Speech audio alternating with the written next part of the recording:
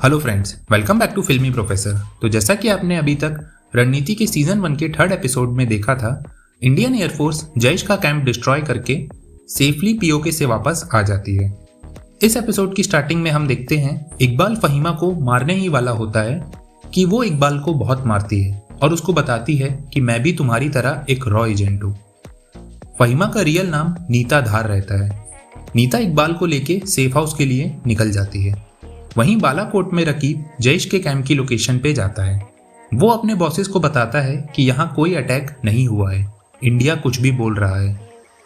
वहीं इंडिया में air strike की न्यूज़ हर जगह चल रही होती है, पर पाकिस्तान एयर स्ट्राइक को डिनाई करता है। उसके आर्मी चीफ अपना स्टेटमेंट देते हैं कि ऐसा कोई अटैक नहीं हुआ है। वहीं नेशनल सिक्योरिटी एडवाइजर के ऑफिस में दत्ता सभी लोगों को रेडी रहने को बोलता है। वो सबसे कहता है हमको उन्हें इंटरनेट वॉर पे काउंटर करना होगा, साथ ही साथ हमको उनके फिजिकल रिटेलिएशन के लिए भी तैयार रहना होगा और ये कहीं से भी हो सकता है, एयर, लैंड और सी। वहीं पाकिस्तान के पीएम एक मीटिंग बुलाते हैं और काउंटर अटैक की प्लानिंग करते हैं। रकीब उनको बताता है कि बॉर्डर के पास 8 टारगेट्स हैं जो कि इंडियन आर्मी के बेसेस और हेडक्वार्टर्स हैं और हमारा मेन टारगेट होगा नौशेरा, इंडिया का biggest ammunition depot near LOC.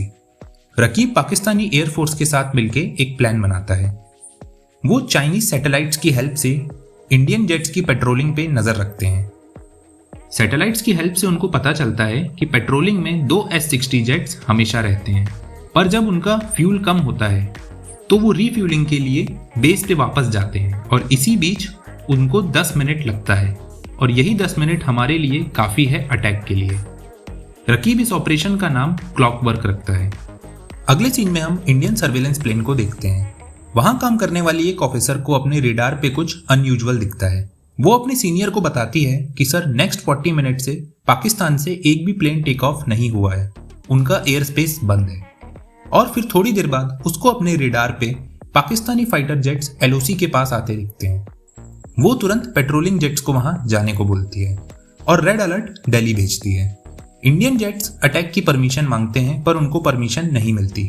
पर जैसे ही पाकिस्तानी जेट्स एलओसी क्रॉस करते हैं वो इंडियन जेट्स पे अटैक कर देते हैं। इंडियन जेट्स का फ्यूल कम रहता है। सर्वेलेंस टीम उनको वापस आने को बोलती है पर इंडियन जेट्स वहां थोड़ी देर रुक के फाइट करते हैं, पर थोड़ी देर बाद उनको वापस आना पड़ता है। रकीब का सारा प्लान खराब हो जाता है। वो अपनी टीम को कहता है फाइट छोड़े और टारगेट्स की तरफ जाए। ऑर्डर मिलते ही 2 पाकिस्तानी जेट्स नौशेरा की तरफ बढ़ते हैं। सर्वेलेंस टीम बाकी बेसिस से जेट्स को बुलाती है, पर सभी बेसिस का रिस्पॉन्स टाइम 10 मिनट से ज़्यादा का रहता है। वो लोग समझ जाते हैं कि ये उनका प्लान था। वो लोग चेंज ओवर का फ़ायदा उठा रहे हैं। तब सर्वेलेंस ऑफिसर श्रीनगर एयरबेस को कांटेक्ट करती है और वहाँ से 2 M21 fighter jets take off करते हैं नौशेरा के लिए। दत्ता को यहाँ थोड़ा डाउट होता है। वो कहता है 2 सेकेंड जनरेशन जेट्स SX-16 का मुकाबला कर पाएंगे। तब एयर मार्शल उनसे कहते हैं उनको इसी सिचुएशन को हैंडल करने की ट्रेनिंग मिली है, उन्होंने ये स्टेप सोच समझ के लिया होगा। और फिर एक एयर बैटल शुरू होती है। पायलट अभिमन्यु अपने जेट का रेडार ऑफ कर देते हैं।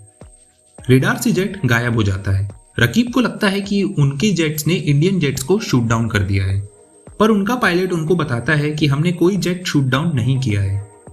एक्चुअली रेडार के बंद हो जाने से ना तो पाकिस्तानी जेट्स इंडियन जेट्स को देख सकते हैं, ना ही इंडियन जेट्स पाकिस्तानियों को, पर Indian surveillance team Indian jets को नेविगेट करने में हेल्प करती है और वो दुश्मन पर भारी पड़ते हैं। वहीं रकीब अपने एयर चीफ से कहता है तुमने M21 के बारे में पहले क्यों नहीं बताया। तब एयर चीफ उनसे कहता है हमने थोड़ी ना सोचा था कि इंडिया अपना 50 साल पुराना प्लेन फ्रंटलाइन डिफेंस के लिए यूज करेगा। रकीब उससे अपने जेट्स को वापस बुलाने को बोलता है। वो कहता है कि इंडियन टेरिटरी में हमारा जेट शूट डाउन हुआ तो ये बहुत बड़ी प्रॉब्लम हो जाएगी। पाकिस्तानी जेट्स अपना एक्स्ट्रा वेट नीचे गिराते हैं और वहां से वापस आने लगते हैं। सर्वेलेंस टीम इंडियन जेट्स को भी वापस आने को बोलती है। तभी पाकिस्तान के एयर चीफ उस एरिया का सारा कम्युनिकेशन जैम करवा देते हैं, जिससे सर्वेलेंस टीम का कॉन्टैक्ट अभिमन्यु के जेट से टूट जाता है और वो पाकिस्तानी जेट्स का पीछा करने लगते हैं। वो एलओसी क्रॉस करके पाकिस्तानी एयर स्पेस में घुस जाते हैं। थोड़ी देर बाद अभिमन्यु और पाकिस्तानी जेट्स रेडार से गायब हो जाते हैं और फिर हम एक जेट को क्रैश होते हुए देखते हैं, पर पायलट जेट के क्रैश होने से पहले अपनी सीट इजेक्ट करके वहां से निकल जाता है। अगले सीन में हम देखते हैं कि क्रैश होने वाला जेट अभिमन्यु का रहता है। सही टाइम पे सीट इजेक्ट करके अभिमन्यु बच जाते हैं, पर वो पाकिस्तान के अंदर लैंड करते हैं। पैराशूट देख के वहां के लोकल लोग उनके पास आते हैं और उनको मारने लगते हैं। तभी वहां पाकिस्तानी आर्मी आती है और उनको उन लोगों से बचा के अरेस्ट कर लेती है।